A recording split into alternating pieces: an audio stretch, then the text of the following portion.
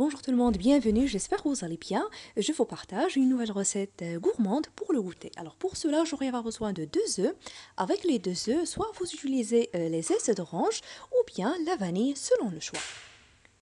Avec 60 g de sucre et 60 g de fécule de maïs, la maïzena ou l'amidon.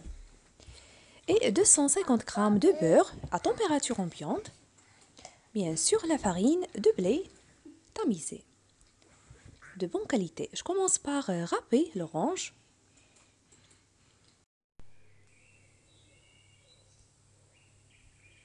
Et comme je l'avais dit, vous pouvez utiliser à la place la vanille ou les zestes de citron. J'ajoute une pincée de sel. Je commence par travailler le beurre et le sucre jusqu'à l'obtention d'un mélange pommade.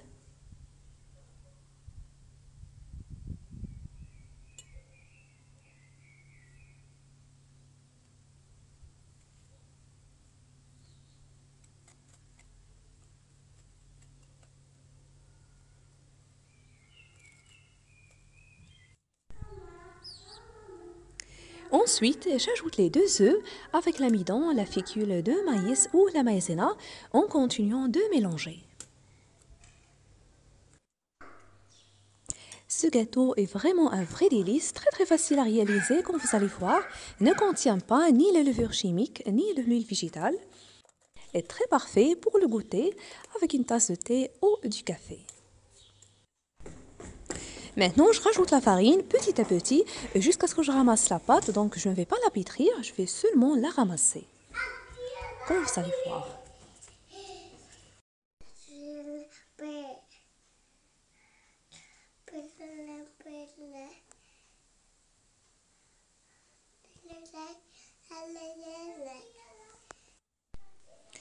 Et pour la quantité de farine que j'ai utilisée, c'est à peu près 450 g seulement. Après avoir ramassé la pâte, je la dispose sur le plan de travail. Je découpe une partie, une part. Je la laisse à la fin pour décorer le dessus du gâteau. Et voilà. Et à l'aide du rouleau à pâtisserie, j'étale la boule de pâte sur le papier cuisson.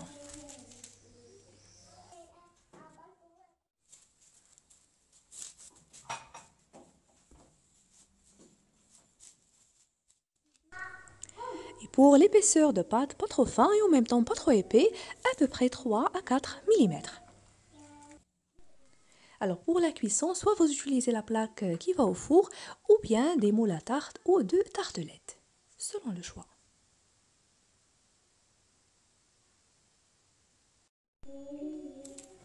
Après, je la transvase dans cette plaque qui va au four.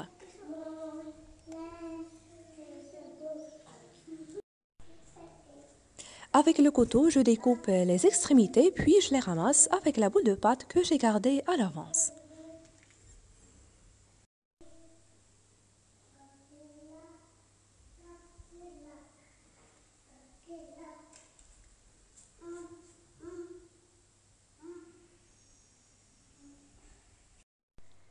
Maintenant, je verse la confiture d'abricot au-dessus.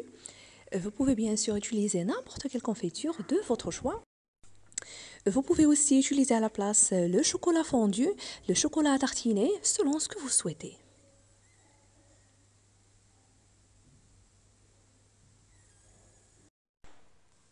Puis, je prends la pâte restante et j'y ajoute à peu près 50 g de farine pour que je puisse la râper facilement.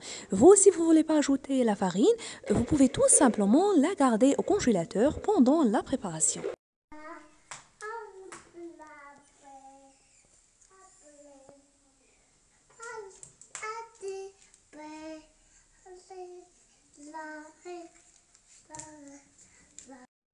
Et pour ne pas oublier, je vous invite également à découvrir une variété de recettes de gâteaux et cakes sur ma chaîne. Des recettes idéales pour le goûter, pour les fêtes ou si vous recevez vos invités, toujours facile à réaliser. À cet instant, j'ai préchauffé le four à 180 degrés. Je vais l'enfourner pendant environ 30 minutes jusqu'à l'obtention de la belle couleur dorée. Le voilà après la cuisson. Et pour ne pas oublier, n'oublie pas de soulever le papier cuisson pour voir s'il est bien cuit.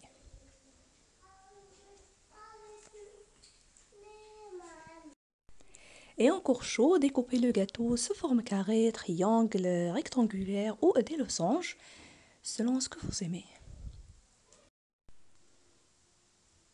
Après, je badigeons le dessus avec la confiture et c'est facultatif juste pour la brillance.